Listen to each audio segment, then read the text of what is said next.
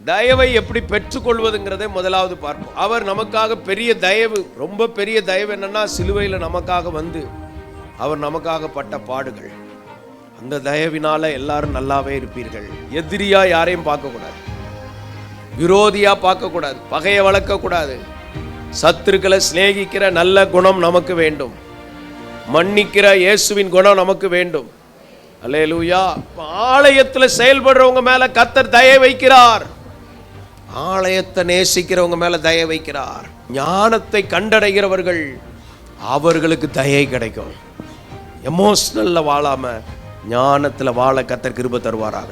தயையை நீ பெறுவாய். ஞானமாக நடக்கணும்.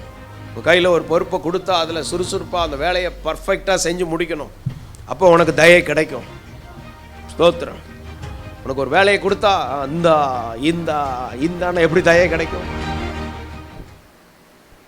உண்மையுள்ள மனிதன் பரிபூர்ண ஆசீர்வாதத்தை பெறுவான். கொஞ்சத்தில் உண்மையுள்ளவன் அநேகத்தில் அதிகாரியாய் மாறுவான்.